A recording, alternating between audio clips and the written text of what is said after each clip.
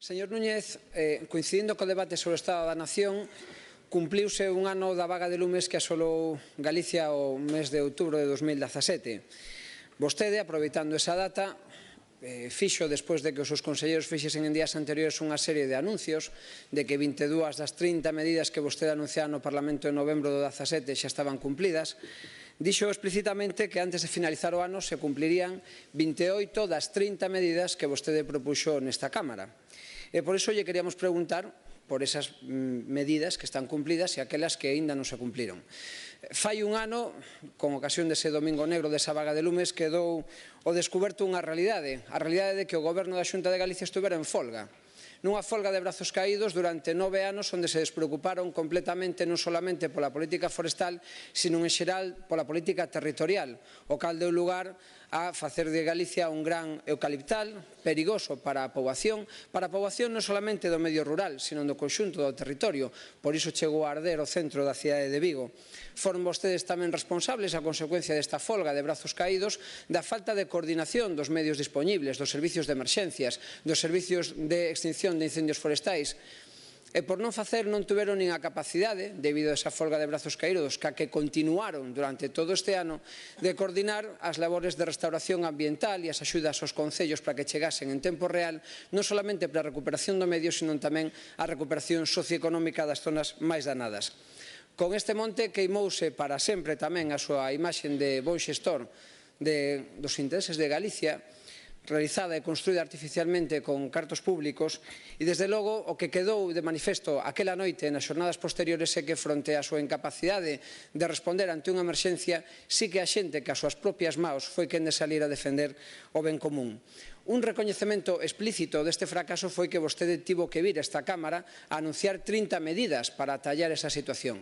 30 medidas que xa naquel momento nos denunciábamos dende Marea que moitas delas eran simple enunciado de lei vixente, o cal era un pouco extraño. Anunciar como novidade algo que era unha simple lei pois deixaba moito que pensar do que estuvera facendo o Goberno hasta ese momento.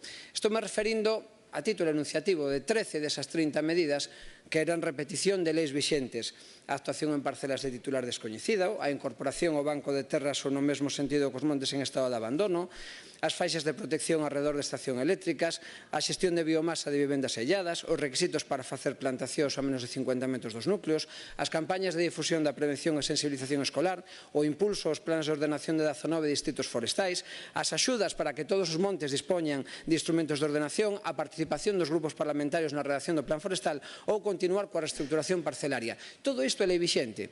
Vostede, se aquí atopa calquera novidade, fáganola saber na quenda de réplica, lle pode explicar en que lei e en que artigo estaban xa enunciadas antes de que para vostede fosen unha novedade. Por lo tanto, o primeiro que habría que celebrar daquela que era que vostede anunciou que por fin a Xunta de Galicia iba a cumprir a lei.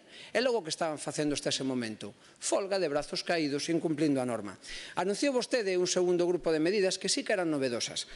Cito someramente: a plataforma tecnolóxica para coñecer o grado de protección de cada monte. Mire, onde está esa plataforma? Os ouvintes que nos están escoitando agora, onde poden consultala? Mire, anunciou vostede a creación de equipos forestais de investigación para apoiar a Policía e a Garda Civil nas pescudas sobre a orixe dos lumes. Creáronse? Non, non se crearon. Pero o peor de todo isto foi que, con ocasión dos orzamentos do ano pasado, en Marea presentou unha emenda para dotar orzamentariamente esta creación e o PP votou en contra. Tamén anunciaron, medida 27, os equipos de vigilancia de incumprimento para supervisar que se leven a cabo as medidas de prevención. Creáronas? Non. Medida 28, o rexistro de investigación de incendios con información a disposición dos equipos. Creáronas? Non. 29. Rede de vigilancia forestal a través de cámaras de vídeo instaladas en lugares estratégicos, despois de pechar decenas de casetas forestais. Creáronas? Non. Mire, desta volta pregunte moi clara, moi concreta, para que non poda escapar dela. Enumere cal desas medidas, das 30 medidas que anunciou o ano pasado, non se cumpliron aínda. Enuméreas. E enumere que dúas medidas desas 30 vai deixar vostede sin cumplir antes de final deste ano. Non se líe e non faga escapismo. A pregunta é clara, só enumere as medidas. Gracias. Gracias, señor Villares. Gracias, señor presidente. Señor Núñez, na sesión de control ao goberno os que fan as preguntas son os membros da oposición. Por eso vostede, si quere, sí que pode contestar cantas hectáreas de eucalipto hai plantadas neste momento en Galicia, que para eso gobernan. Mire, das outras 22 medidas, esas que dice que xa cumpliron, cumplirnos con que cartos? Porque, mire, na conta xeral de Galicia de 2017 aparecían orzamentados en materia de prevención 41 millóns de euros, dos que foron executados menos de 35 millóns de euros. Falamos de todas as partidas, xa descontadas os cambios que houve na Axencia Galega de Industrias Forestais e todo. Unha diferencia de 6 millóns de euros que parece que a vostedes non lles fan falta para cumplir con estes recados.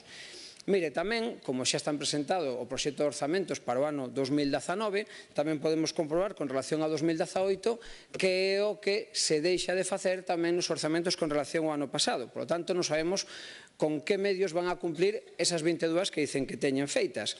E digo porque baixaron as partidas concretamente en aluguer de medios de extinción, en vixilancia, prevención e extinción de incendios, en equipamento e dotación de cuadrillas, en estudios de prevención, vixilancia, disuasión e investigación, en silvicultura de prevención de incendios, en desbroces, podas e raleos. Con que diñeiro van facer o que dicen que están cumplindo das outras 22 medidas? Pódenos explicar como? Di que non cumpliron aínda con todo o relativo ao Banco de Terras. Non, claro, e ademais, destinando no proxecto de orzamentos solo 1.000 euros máis que o ano pasado para a dotación de personal, vai ser difícil tamén que podan cumplir con eso. Con relación á concentración parcelaria, vostede comprometeuse a rematar en 2020 a legislatura con as 130 concentracións activas. As 130, pois mire, o paso de caracol non sabemos se lle vai dar para facelo, porque en 2016 entregaron os títulos de 7 zonas, en 2017 os de 2 zonas.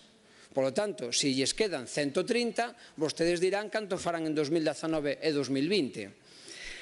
Tampouco lle escoitamos falar nada do mando único operativo, que non existe a día de hoxe a pesar de que está previsto nos 4 planes de emerxencias que existen no noso país en activo.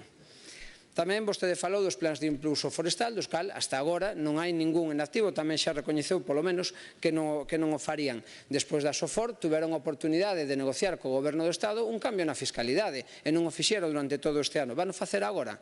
A SOFOR, que por certo hai 11 creadas en prácticamente 9 anos de vixencia desa institución, un absoluto éxito polo que se pode ver.